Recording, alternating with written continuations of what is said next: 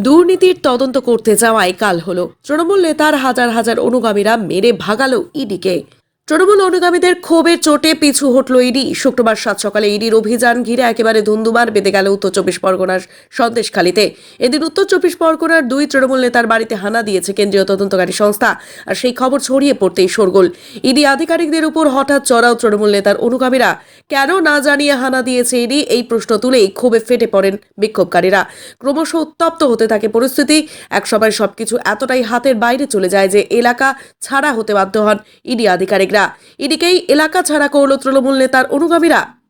শুক্রবার সকালে ইডির একটি দল উত্তর চব্বিশ পরগনার বনগাঁ পুরসভার প্রাক্তন চেয়ারম্যান শঙ্কর আড্ডের শ্বশুর বাড়িতে হানা দেয়। ওদিকে অন্য একটি দল পৌঁছে যায় সন্দেশখালীর এক তৃণমূল নেতা শাহজাহান শেখের বাড়ি। শাহজাহানের সরবেরিয়ার বাড়িতে হানা দেন ইডির আধিকারিকরা। তবে তৃণমূল নেতার বাড়িতে গিয়ে বারংবার ডাকাডাকি সত্ত্বেও সাড়া মেলেনি কারো। সূত্রের খবর, এরপর 1 ঘন্টা অপেক্ষার পর কেন্দ্রীয় বাহিনী তল্লাশির জন্য বাড়ির তালা ভাঙার কাজ শুরু করে। আর তাতেই তাদের উপর চড়াও হয় উত্তপ্ত জনতা। উত্তর চব্বিশ পরগনা জেলা পরিষদের মৎস্য এবং প্রাণী সম্পদ কর্মাধ্যক্ষ শেখ শাহজাহানের অনুগামীরা ভিড় করে ফেলে গোটা এলাকায়।